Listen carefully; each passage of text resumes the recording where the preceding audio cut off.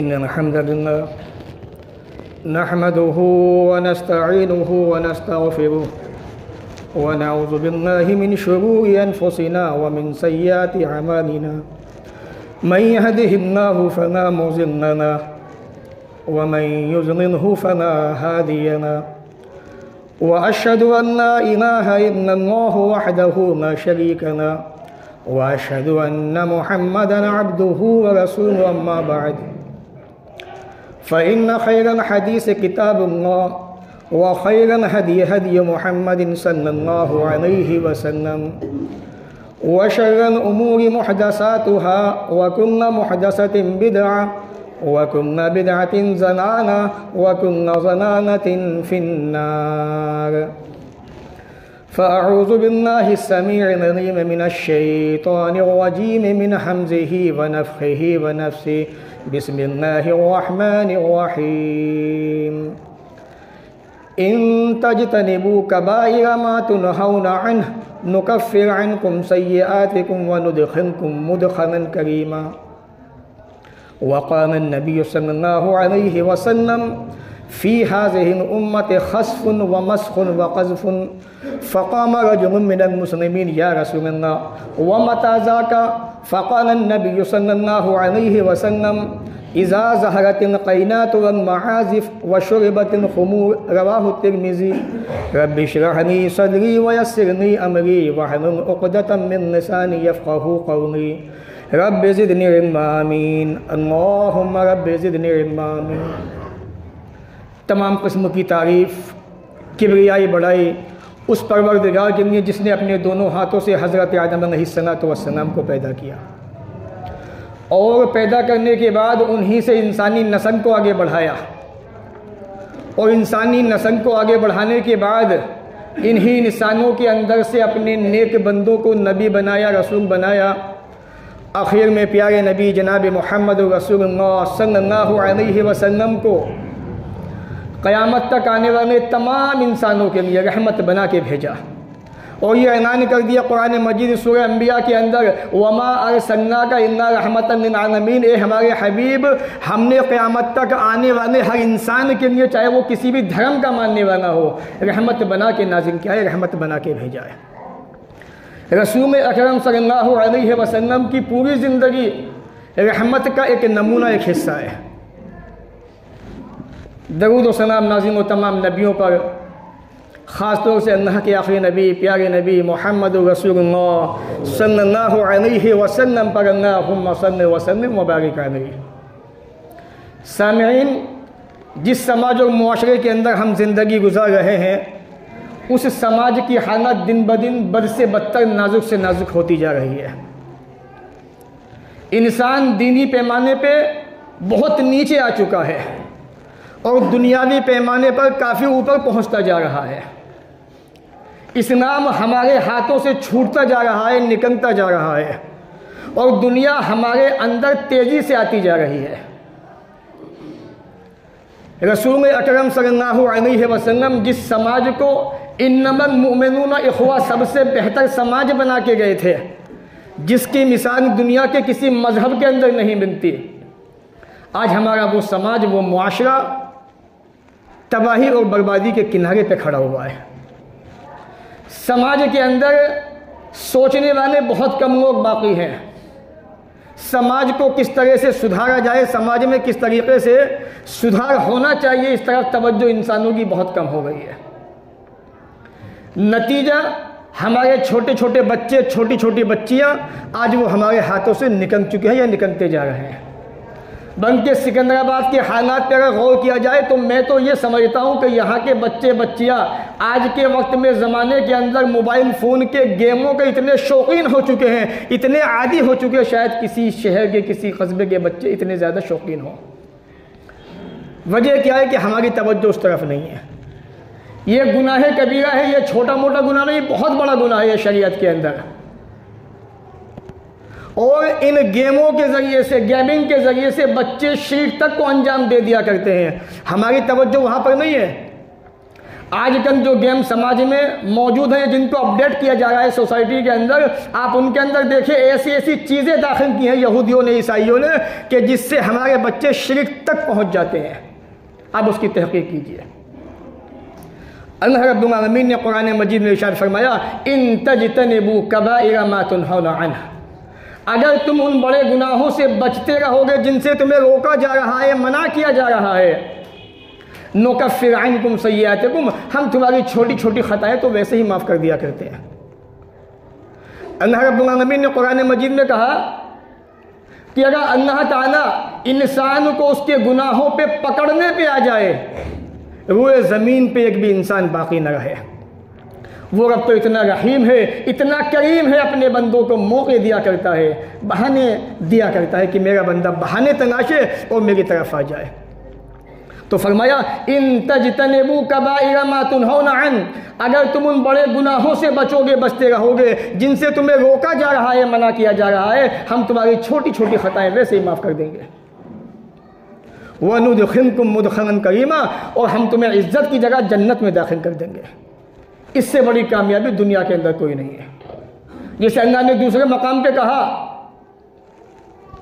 जिस इंसान को जन्नत में दाखिल कर दिया गया और जहन्नम की आग से बचा लिया गया, फ़क़द फ़ाज़, वो आदमी कामयाब हो गया।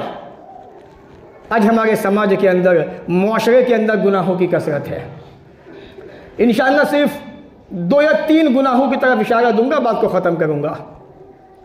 अल्लाह ताला से दुआ है वो हमें इन बातों को कहने, सुनने के साथ साथ, समझने के साथ साथ सबसे पहले अमल की तौफीक अता फरमाए, क्योंकि समाज, ये मुआशरा अमल करने को तैयार नहीं है।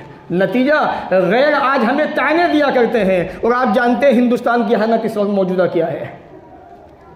मुसलमान इज्जत खो चुका है, जिन्नत की ज़िंदगी गुजार रहा है, देखा जाए तो बड़े पैमाने के ऊपर। आइए चलते हैं मौजू की तरफ। अल्लाह के प्यारे नबी जनाब मोहम्मद रसूलुल्लाह सल्लल्लाहु अलैहि वसल्लम ने इरशाद फरमाया, फ़ी हाज़िहिल उम्मा, मेरी इस उम्मत के अंदर, मेरे मानने वालों के अंदर, यानी रसूल अकरम ख़ास अपनी उम्मत मुसलमानों की बात कर रहे हैं, खस्फुन, ऐसे ऐसे अज़ाब आएंगे, अल्लाह ताला इस उम्मत के अंदर से ज़मीनों को फाड़ देगा। जिस ज़मीन पे इंसान चल रहा है, रह रहा है, ज़िंदगी गुजार रहा है, कारोबार अंजाम दे रहा है, एक जगह से दूसरी जगह मुंतकिल हो रहा है, अपने ज़रिए माश की तरफ इंसान तवज्जो दिए हुए, फरमाया फ़ी हाज़िहिल उम्मत खस्फुन, एक ज़माना ऐसा भी आएगा अल्लाह ताला ज़मीनों को फाड़ देगा। व मस्खुन, ये इंसान का चेहरा जिसके बारे में रब्बे करीम ने फरमाया, फसव्वा का फ़अदनक, हमने इस चेहरे को ऐसा बनाया, ठीक ठाक बनाया, खूबसूरत बनाया, हसीन व जमील बनाया। रूए ज़मीन पे इतना हसीन खूबसूरत किसी को नहीं बनाया। व मस्खुन, ये चेहरे बिगड़ जाएंगे इंसानों के। और आज आप देख लें दुनिया के अंदर मेकअप के ज़रिए इंसान और अपनी बहुत सारी ऐसी चीज़ों के ज़रिए से अपने आप को बदलने की कोशिश कर रहा है। व क़ज़्फ़ुन, आसमान से पत्थरों की बारिशें होंगी। अल्लाहु अकबर। जिस उम्मत के लिए नबी ये फरमा रहे थे, रात का वक्त तहज्जुद पढ़ रहे हैं, अल्लाहुम्मा उम्मती अल्लाहुम्मा उम्मती कह के सजदों के अंदर उम्मत के लिए दुआएं मांग रहे हैं, या अल्लाह मेरी उम्मत पे रहम फरमा देना, रब मेरी उम्मत पे रहम फरमाना। जिस उम्मत के हक़ में नबी ये दुआ कर रहे थे, नबी अकरम उसी उम्मत के बारे में फरमा रहे हैं, फ़ी हाज़िहिल उम्मा, मेरी इस उम्मत के अंदर ज़मीनें फटेंगी, चेहरे बिगड़ जाएंगे, आसमानों से पत्थरों की बारिश होगी। इतना कहना था। फ़क़ाम रजुलुम मिनल मुस्लिमीन, ए अल्लाह के नबी मुझे ये बताइए, व मता ज़ाका, ऐसा कब होगा, यानी ज़मीनें फटेंगी, आसमान से पत्थरों की बारिश भी होगी, चेहरे बिगड़ जाएंगे, ऐसा कब होगा या रसूल अल्लाह, बताइए तो सही। आखिर वजह क्या होगी, सबब क्या होगा? आज वो तीनों सबब हमारे समाज के अंदर, हमारे मुआशरे के अंदर, हमारे बच्चों के हाथों के अंदर मौजूद है, हमें फ़िक्र नहीं है।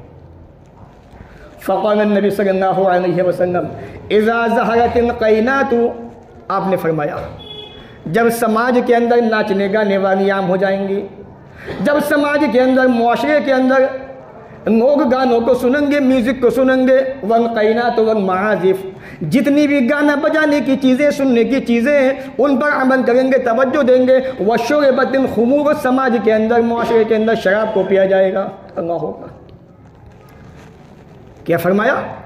यानी ज़मीन फटेगी जब बच्चे गाने सुनेंगे, जब नाचने गाने वालियाँ समाज में आम हो जाएंगी तब ज़मीनें फटेंगी। जब शराब को पिया जाएगा तब ज़मीनें फटेंगी, चेहरे बिगाड़ दिए जाएंगे और आसमान से पत्थरों की बारिशें हो सकती हैं। ये 3 गुनाहों के ऊपर आज ये तीनों गुनाह समाज के अंदर, मुआशरे के अंदर आम हो चुके हैं। जब कल मैं सफ़र से आ रहा था तो मेरे पास एक हिंदू भाई बैठा हुआ, तो उससे गुफ्तगू होने लगी।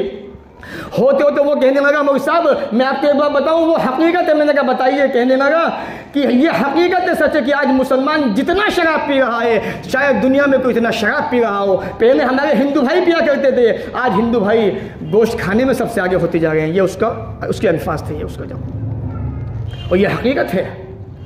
आज हमने शराब को इतना आम बना लिया जबकि ये शराब बुराइयों की जड़ है।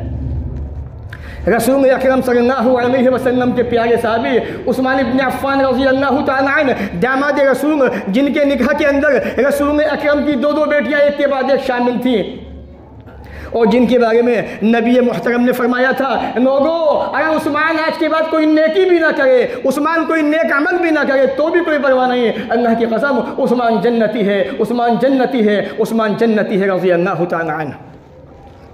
रावी हदीस हज़रत उस्मान कहते हैं, क्या नरजुल मिम्मन खला क़ब्लकुम तअब्बदा, पिछली कौमों के अंदर एक आदमी था, तअब्बदा, अल्लाह की इबादत करने वाला था, अपनी पेशानी को अल्लाह के सामने झुकाया करता था, अल्लाह के सिवा किसी के सामने नहीं झुका करता था। फ़अनक़तहु ग़विय्यतुन इम्राअतुन, साहबी कहते हैं एक ताइफ एक ज़ानिया औरत उसके पीछे लग गई, उससे ज़िना करना चाहती थी, उसको ज़िना के अंदर फंसाना चाहती थी। बात नहीं बनी, दाल नहीं गली, अपनी बांदी को भेजा कि जाओ फला साहब के पास जाओ, उनसे कहना कि हमारी माँ ने कहने बुलाया है, कोई मसला दरपेश आया है, गवाही चाहती हैं आपकी, आप तो अल्लाह के नेक बंदे हैं, आप तो अल्लाह के सामने झुकने वाले हैं, एक अल्लाह को मानने वाले हैं, आपकी गवाही चाहिए। अगर आप गवाही दे देंगे तो हमारी माँ का मसला हल हो जाएगा। नेक इंसान था, अल्लाह के सामने झुकने वाला था, रब्बे अज़ीम की इबादत करने वाला था, उस बांदी के साथ में चल पड़ता है। सुनन नसाई के अल्फाज हैं, कुन्नमा दखला बाबन, जब ये आदमी किसी दरवाजे में दाखिल होता वो बांदी पीछे से दरवाजे बंद करते जाती, हत्ता अफ़ज़ैना इमरातिन वज़ीअतिन, यहाँ तक कि वो उस तवाइफ के पास पहुँच गया जो बहुत ही ज़्यादा खूबसूरत थी, बहुत ही हसीन व जमील थी। इसके बाद ये आदमी कहने लगा, मुझे तुमने क्यों बुलाया, बताओ क्या गवाही देनी है? मैं गवाही देने को तैयार हूँ। वो औरत कहने लगी जो जानिया थी, बदकार थी, तवाइफा थी, ए अल्लाह के नेक बंदे, अल्लाह की कसम वल्लाह मैंने तुझे गवाही के लिए नहीं बुलाया, हमें कोई गवाही तुमसे नहीं चाहिए। वलाकिन लितक़अ, लेकिन मैं चाहती हूँ तुम मुझसे जिना कर, मैं तुझसे जिना करना चाहती हूँ और मैं चाहती हूँ कि तुम मेरे साथ में जिना कर ले। वो आदमी कहने लगा, अल्लाह इसने तो मुझे गवाही के लिए बुलाया था, ए अल्लाह मैं कहाँ फंस गया? दूसरा ऑप्शन दिया, औ तशरब अन हाज़िहिल खमरति कासन, ए अल्लाह के नेक बंदे, अगर तू मेरे साथ में जिना नहीं कर सकता, अगर तू जिना मेरे साथ में नहीं कर सकता तो ये शराब का मटका रखा हुआ है, तुझे एक गिलास एक जाम इसमें से पीना पड़ेगा। अगर तू ये शराब पीने को भी तैयार नहीं है, औ तक़तुल हाज़ल गुलाम, ये बच्चा मासूम सा जो मेरी गोद के अंदर है, तुझे इसे कत्ल करना पड़ेगा। ये 3 ऑप्शन मैं तुझे देती हूँ। आदमी नेक था, परेशान हो गया। देखिए शराब का नुकसान देखिए आप कितना खतरनाक, कितना बड़ा है। अब वो आदमी सोचने लगा, अल्लाह अगर मैं जिना करता हूँ, जिना तो बहुत बड़ा गुनाह है, अल्लाह तुमने कुरान में कहा वला तक़रबु ज़िना इन्नहु काना फ़ाहिशा, जिना के करीब मत जाना, यह गुनाह कबीरा है, यह फहश काम है, बदकारी का काम है। जिना से पीछे हट गया, सोचा अल्लाह ये मासूम सा बच्चा है, इसका कोई कसूर नहीं, कोई खता नहीं इसकी, अगर इसको कत्ल करता हूँ तो ये भी बहुत बड़ा गुनाह है। और जो आदमी किसी का मर्डर कर दे, किसी का कत्ल कर दे, 5-5 सजाएं तूने कुरान मजीद के अंदर बयान की है। सोचा शराब तो मामूली सी चीज़ है, शराब का एक जाम पी लेता हूँ। बांदी से कहा ना, एक जाम मुझे फसकीनी मुझे पिला दो, मैं पीने को तैयार हूँ। जब एक जाम, एक गिलास शराब का पीता है, कहता है ज़ीदूनी, और दो, और देते रहो मुझे। साहबी कहते हैं शराब पीता गया यहां तक कि शराब के अंदर मस्त हो गया। तक़अना, औरत से जिना भी किया, व तक़तना अन गुलाम, बच्चे को कत्ल भी कर दिया। इसलिए साहबी रसूल फरमाते हैं फजतनिबुल खमर, शराब से बचो, फ़इन्नहा उम्मुल खबाइस, ये तमाम बुराइयों की जड़ है। अल्लाहु अकबर। जिना से बचना चाह रहा था, बच्चे के मर्डर से बचना चाह रहा था, लेकिन शराब का एक जाम पीने की वजह से शराब भी पी और जिना भी किया और बच्चे को कत्ल भी कर दिया, तीनों गुनाह कर बैठा। आज हमारे नौजवान बच्चे इसी शराब के आदी हो चुके हैं। अल्लाह के बंदो तवज्जो दीजिए, समाज के ऊपर क्या एहसास है नहीं सीनों के अंदर। अल्लाह के सामने पेशी होनी है, हिसाबो किताब देना है। कुल्लुकुम राइन व कुल्लुकुम मसूल अन रइयतिही, हर आदमी जिम्मेदार है। पढ़े सही बुखारी किताबुल जुमुआ, हर आदमी जिम्मेदार है, उससे जिम्मेदारी के बारे में पूछा जाने वाला है। तो ये शराब जिसको हमने बहुत मामूली समझ लिया है, ये शराब कोई मामूली नहीं है, तमाम बुराइयों की जड़ है। एक और वाक़या देखिए, प्यारे नबी अलैहिस्सलातु वस्सलाम के ज़माने का। आज ये बीमारी भी हमारे समाज के अंदर आम हो चुकी है। नबी सल्लल्लाहु अलैहि वसल्लम, एक आदमी अल्लाह के रसूल के पास आया, कहा या रसूल अल्लाह, मेरे अंदर 4 बुराइयां हैं, एक बुराई को मैं ख़त्म करने को तैयार हूँ अगर आप कहें तो। आज ऐसे सवाल हमसे लोग पूछते नहीं हैं, लोग अजीब गरीब सवाल करते हैं। तो उस ज़माने के लोग कैसे हुआ करते थे, अपने अंदर से बुराइयों को ख़त्म करने की कोशिश किया करते थे। आज लोग बहाने तलाशते हैं बुराइयों को करने के। क्या बताओ नौजवान, तुम्हारे अंदर क्या क्या बुराइयाँ हैं? या रसूलल्लाह, मैं झूठ बोलता हूँ सल्लल्लाहु अलैहि वसल्लम, और शराब भी पीता हूँ, और जिना भी करता हूँ, और चोरी भी करता हूँ। कुर्बान जाइए रसूल रहमत पे। इस्लाम तो ऐसा दीन रहमत है कि रसूल अकरम की पूरी ज़िंदगी रहमत ही रहमत है। वो वाक़या पढ़िए सही बुखारी किताब अहादीस अंबिया का। एक औरत जानिया थी, बदकार थी, तवाइफा थी, एक कुत्ते को पानी पिला दिया, जन्नत वाली बन गई। है कि नहीं बड़ा मशहूर वाक़या सही बुखारी का। ये इस्लाम दीन रहमत है। और एक औरत नेक थी, अल्लाह के सामने झुकने वाली थी, अल्लाह को याद करने वाली थी, सिला रहमी करती थी, रिश्तेदारी को निभाती थी। एक जानवर को, एक बिल्ली को, केट को सुतून से मार दिया, खाना पीना नहीं दिया, जहन्नम वाली बन गई। ये इस्लाम की दीन रहमत की मिसाल है। उससे पढ़े वो अबू दाऊद किताबुल जिहाद का वाक़या। इब्न मसूद कहते हैं कि हम सफ़र पे थे, अल्लाह के नबी सल्लल्लाहु अलैहि वसल्लम के साथ, आपको क़ज़ा हजत की ज़रूरत हुई, एक चिड़िया आई, हमने उसके बच्चे को पकड़ लिया। बड़ा मशहूर वाक़या है। वो रसूल अकरम के आने के बाद चिड़िया ज़मीन पे पर फैलाने लगी। आप समझ गए, मन फज़ा हाज़िही बिवलदिहा, किसने इस चिड़िया को, इसके बच्चे को पकड़ के छीन के तकलीफ पहुंचाई है। साहबा ने कहा कि रसूल हमने पकड़ा है। आपने फरमाया इसके बच्चे को इसको वापस कर दो। ये रसूल रहमत सल्लल्लाहु अलैहि वसल्लम। आज यही मिसालें, यही दीन, यही इस्लाम हमें गैरों को बताने की ज़रूरत है। आज हमने इस्लाम को छोड़ दिया, इस्लाम को हम भूल गए, बस कुछ चीज़ें बाकी हैं। ये रसूल अकरम की पूरी ज़िंदगी रहमत से भरी हुई है। तो नौजवान के तन्ना के नबी 4 बुराइयाँ मेरे अंदर है, बताइए किसको छोड़ दूँ? आपने कहा नौजवान झूठ बोलना छोड़ दे। हदीस देखिए, 4 गुना। जिना कितना संगीन जुर्म है। प्यारे नबी ने फरमाया, बुखारी की रिवायत है, हदीस मेराज, कि मैंने जन्नत और जहन्नम के नज़ारे देखे, और मैंने देखा कुछ लोगों को जहन्नम के अंदर एक छोटा सा तंग कमरा बना हुआ है, उसके अंदर मर्दों को देखा, औरतों को देखा, नंगे पड़े हुए हैं। अल्लाह के नबी कहते हैं, मैंने पूछा जिब्राइल ये कौन लोग हैं? फरमाया अल्लाह के नबी, ये आपकी उम्मत के हुमज़्ज़ुनात, ये जिना करने वाले मर्द, जिना करने वाली औरतें हैं, जिनको जहन्नम के तंग कमरे के अंदर मैंने देखा। इतना संगीन जुर्म। अल्लाह के नबी कह रहे हैं, तू जिना को मत छोड़, तू शराब को भी मत छोड़, और तू चोरी भी मत छोड़, तू झूठ बोलना छोड़ दे। देखिए रसूल रहमत किस तरह से सामने वाले की नब्ज़ को, उसको समझ जा करते थे, और उसको जवाब उसी एतबार से दिया करते थे। कह रहा था इतनी सी बात, बस ये तो बहुत आसान है, झूठ ही तो नहीं बोलना है, बाकी 3 काम तो मैं करूँगा।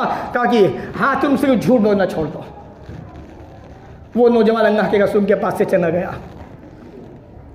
रात होती है, नौजवान सोचता है चलो चल के अब जो है चोरी करते हैं, रात हो चुकी है, चोरी करेंगे, उसके बाद शराब पिएंगे, फिर ज़िना भी करेंगे। जब नौजवान रवाना होता है, चलता है चोरी करने के लिए, याद आता है, ऐ नौजवान, तूने गुज़िश्ता रात मोहम्मद रसूलुल्लाह सल्लल्लाहु अलैहि वसल्लम से वादा किया, ए अल्लाह के नबी, मेरे अंदर 4 बुराइयाँ हैं, एक बुराई को मैं छोड़ दूंगा। प्यारे नबी ने फरमाया, झूठ बोलना छोड़ दे। ऐ नौजवान, अगर तूने रात में चोरी की और मोहम्मद रसूलुल्लाह सल्लल्लाहु अलैहि वसल्लम ने तुझसे पूछ लिया, नौजवान तूने रात में चोरी की थी कि नहीं की थी, क्या कहूँगा? कदम चलते चलते रुक जाते हैं, पीछे हट जाता है। मोहम्मद रसूलुल्लाह सल्लल्लाहु अलैहि वसल्लम से वादा किया है, वादा खिलाफी नहीं करूँगा। मेरे भाई, ये झूठ की वजह से चोरी से पीछे हटा। रात हुई, कहा कि चलो चलते शराब पीते हैं, शराब पियेंगे, थोड़ी मौज मस्ती करेंगे, शराब के बाद जिना भी करेंगे। आगे बढ़ता है, आगे बढ़ने के बाद मोहम्मद रसूलुल्लाह सल्लल्लाहु अलैहि वसल्लम से किया हुआ वादा याद आता है, पीछे हट जाता है। फिर जिना करने की भी सोचता है, मोहम्मद रसूलुल्लाह सल्लल्लाहु अलैहि वसल्लम से किया वादा याद आता है, उससे भी पीछे हट जाता है। मेरे भाइयों, प्यारे नबी अलैहिस्सलातु वस्सलाम ने उसे नसीहत की, नौजवान झूठ से बचना, झूठ मत बोलना। एक गुनाह के रुकने की वजह से तमाम बुराइयाँ उसके अंदर से ख़त्म हो गई। हमें भी अपने आप को ऐसा बनाने की ज़रूरत है, ऐसी मेहनत की ज़रूरत है। और जहाँ तक ज़िना का मसला है, देखिए सही मुस्लिम पढ़िए आप, अल्लाह के नबी सल्लल्लाहु अलैहि वसल्लम के पास एक नौजवान आया।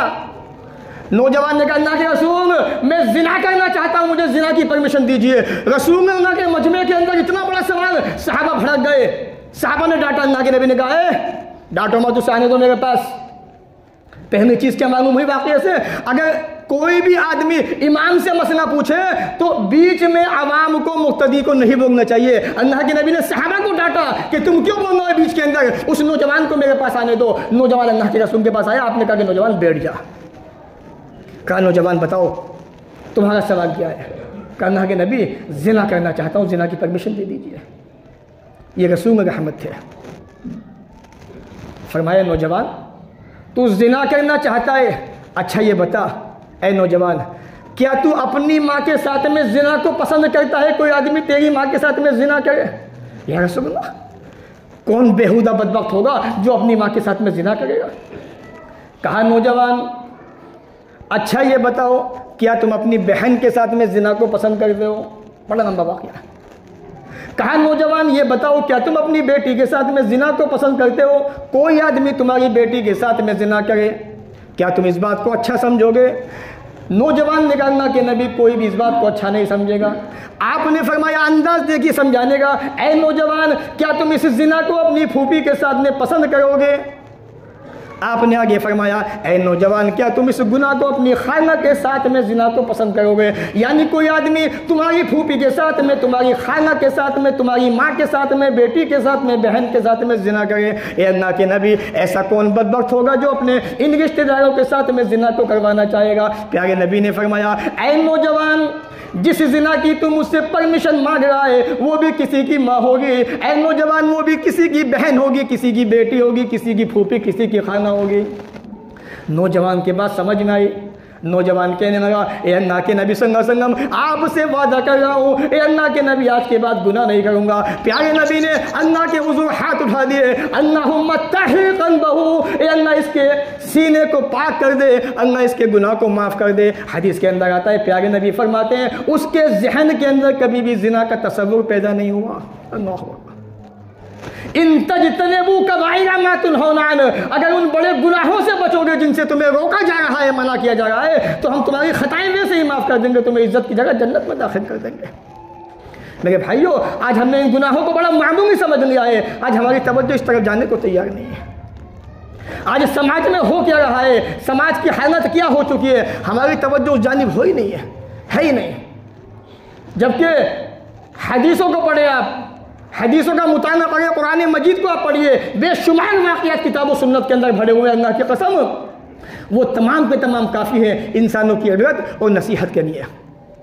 बल्कि सहाबा इकराम का आलम तो ये था, अगर गुनाह हो जाता था रसूल अकरम के पास आके, अल्लाह के रसूल हमसे गुनाह हो गया, गुनाह से पाक कर दीजिए। आज हम बड़े बड़े गुनाह करते हैं, फिर भी एहसास तक पैदा नहीं होता। अगर सीने के अंदर गुनाह का एहसास पैदा हो गया तो समझिए इंशाअल्लाह उम्मीद है, मुमकिन है कि अल्लाह ताला आपको माफ़ फरमा दे, क्योंकि वो एहसास पैदा हो चुका सीने के अंदर। बस आगे ज़रूरत ये है कि हमें उस एहसास को अल्लाह के सामने पेश कैसे करना है। सही मुस्लिम किताबों में हदूद पढ़े आप, और सुनन तिरमिज़ी किताबों में हदूद, हज़रत माइस का वाक़या ज़िनाकारी का और गांदिया खातून का बड़ा मशहूर वाक़या है, जबकि अल्लाह के सिवा कोई नहीं जानता था, लेकिन ये एहसास था कि अगर क़यामत के दिन अल्लाह ताला ने पूछ लिया माइस तूने तो गुनाह किया था, ज़िना किया था, अल्लाह ने पूछ लिया तो रब को क्या जवाब दूंगा। मेरे भाइयों, आज हमारी ज़िंदगी गुनाहों से इतनी भरी हुई है, इतनी भरी हुई है कि उसका हम अंदाज़ा नहीं कर सकते। समाज और मुआशरा गुनाहों में झुलस रहा है और हमारी निगाह उस तरफ जाने को तैयार नहीं है। दुनिया अपने कामों के अंदर मगन है, इस्लाम की किसी को फिक्र नहीं है। मेरे भाइयों, आज उस इस्लाम को ज़िंदा करने की ज़रूरत है, पैदा करने की ज़रूरत है। और मैं तो बल्कि आपको ये पैगाम भी देना चाहूँगा कि हमारे शहर का वो मदरसा पुराना, आप थोड़ी तवज्जो उसकी तरफ भी दीजिए, क्योंकि वक्त ख़त्म हो चला है। इंशाअल्लाह बस आखिरी बात को ख़त्म करता हूँ। मुझे याद आ गई अब्दुल हमीद रहमानी की शख्सियत, जो दुनिया के अंदर मौजूद नहीं है। जो लोग बुजुर्ग हैं जानते हैं आपकी शख्सियत क्या शख्सियत थी। जिस टाइम पे आपने मदरसे का क़याम किया था, एक लोहे की छोटी सी कुर्सी हुआ करती थी, उसी पे बैठ के आप दर्स दिया करते थे, और उसी पे जो गुलाम, जो खादिम था, सर्वेंट था, नौकर था, वो भी उसी पे बैठा करता था। तवाज़ो का ये आलम था। मदरसे को कैसे धीरे धीरे आगे बढ़ाया। आज दुनिया के अंदर, हिंदुस्तान की बात नहीं, दुनिया के अंदर आज जामिया रहमाया इस्लामिया में पहले नंबर पर टॉप पे आता है। आज उनकी मेहनत थी। आज अगर हम सब मिल के अपने इस इदारे के लिए, मदरसे के लिए मेहनत करें तो इंशाअल्लाह कोई बड़ी बात नहीं है। कभी ओखला की ज़मीन कच्ची हुआ करती थी, लोग वहाँ पे जाने को तैयार नहीं थे। आलम ये था। अब्दुल हमीद रहमानी के ताल्लुकात गैरों से बहुत ज़्यादा थे। अटल बिहारी वाजपेयी से तो बहुत अच्छे ताल्लुकात थे आपके। आप उनकी तारीफ पढ़ें, आप उनके मकानात पढ़िए। हेमवती नंदन बहुगुन्ना और बाबू जज्जी मना इनके ख़ास दोस्त थे अब्दुल हमीद रहमानी के। इनकी मेहनत, इनकी काविश, इनकी कोशिश से आज ओखला बना हुआ है। रोड जो आज बने हुए हैं वो अब्दुल हमीद रहमानी की देन है। वो शायद आप जानते ना हो, लेकिन मैं जानता हूँ। मैंने उनकी सीरत को पढ़ा है, उनके वाक़यात को पढ़ा है। हेमवती नंदन बहुगुन्ना, बाबू जज्जीमन राव, इन दोनों ने रहमानी साहब से कहा था कि हम आपके यहाँ पे ईद की सेवई खाना चाहते हैं। अपने तौर पर फरमाइश की थी, कहा कि आइए, आपका स्वागत है। आज वो अखलाक हमारे अंदर नहीं है, हमारे असनाफ के अंदर थे। हेमवती नंदन बहुगुन्ना, बाबू जज्जीमन दोनों आते हैं, और जब आपके घर पहुँचते हैं तो दोनों बहुत शर्मिंदा होते हैं। शर्मिंदा क्यों हुए कि अब्दुल हमीद रहमानी इतनी बड़ी शख्सियत और हमारे ख़ास दोस्त, और इनके यहाँ पे पहुँचने का रास्ता इतना कच्चा, इतना ख़राब। तुरंत इन्होंने ख़त लिखा सरकार को, और जब भी हाथ किया सड़कें बनवा दी, रोड बनवा दी आपने। तो हमारे अंदर आज जैसी शख्सियतें मौजूद नहीं है। अपने अंदर वो किरदार पैदा कीजिए कि लोग हमें देख के हमारे हो जाए। यही वो अब्दुल हमीद रहमानी है। बात आई है मदरसे की, इसलिए मैं जिक्र कर रहा हूँ। इंशाअल्लाह बात को ख़त्म करता हूँ। इनके एक दोस्त, उनका बेटा आया हुआ था बाहर से, अचानक जिस बस से वो आ रहा था, आज ऐसी शख्सियतें हमारे अंदर पैदा करने की ज़रूरत है। तो उसका बैग बस के अंदर रह गया। अब बहुत परेशान, उसके अंदर उसका पासपोर्ट भी था, और उसे सुबह जो है विदेश जाना था। रहमानी साहब से बातचीत हुई, अब्दुल हमीद रहमानी से कहा कि परेशान मत होइए। अटल बिहारी वाजपेयी को फ़ोन किया, तो अटल बिहारी वाजपेयी के अल्फाज क्या थे, हज़रत आपको फ़ोन करने की ज़रूरत क्या थी, बस एक मैसेज मुझे भेज देते आप। तुरंत ही अटल बिहारी वाजपेयी ने तमाम महकमों को इतना दी कि जब तक इस बच्चे का पासपोर्ट रिन्यू ना हो जाए, इसका तमाम काम कंप्लीट ना हो जाए, तब तक कोई भी डिपार्टमेंट बंद नहीं होगा। ऐसी शख्सियतें हमारे अंदर मौजूद थी। आज वही किरदार, वही शख्सियत हमें अपने अंदर पैदा करने की ज़रूरत है। और मेरे भाइयों, याद रखना, क़यामत के दिन हिसाब तो सबको देना है, आपको भी देना है, हमें भी देना है। अल्लाह की कसम, थोड़ा एहसास पैदा कीजिए। और ये मदरसा अगर कायम हो जाए तो मैं समझता हूँ सिकंदराबाद की ज़मीन पर चार चांद लग जाएंगे। वो ज़माना मैंने देखा, यहाँ पर बड़े बूढ़े लोग थे, बड़े उम्मत दुनिया से, हिंदुस्तान के कोने कोने से आते थे। आज हमारा ये वतन, ये कस्बा, ये सरज़मीन बड़ी गरीब हो चुकी है। माशी पैमाने पर नहीं, उम्माओं के पैमाने पर आज यहाँ से लोग उम्मा बहुत कम आते हैं। इसलिए थोड़ी मेहनत कीजिए नौजवान आप मिलके, और इंशाअल्लाह मुझे उम्मीद है जिस दिन आपने इस इदारे को कायम कर दिया, इसकी तमाम की तमाम चीज़ें और सारी चीज़ें इंशाअल्लाह, इसकी कामयाबी का जिम्मेदार इंशाअल्लाह आप होंगे। और अल्लाह के यहाँ पे इंशाअल्लाह मुझे उम्मीद है ये चीज़ आपकी निजात के लिए काफ़ी होगी। इसलिए थोड़ा तवज्जो इधर भी दीजिए और अपने अंदर से गुनाहों को ख़त्म करने की कोशिश कीजिए। अल्लाह ताला से दुआ है वो हमें इन बातों को कहने के साथ साथ, सुनने के साथ साथ अमल की तौफीक अता फरमाए। जब तक दुनिया में ज़िंदा रखे, इज़्ज़त से रखे, ख़ात्मा भी हो तो ईमान पर हो। वाखिर दावाना अनिल हम्दुलिल्लाहि रब्बिल आलमीन।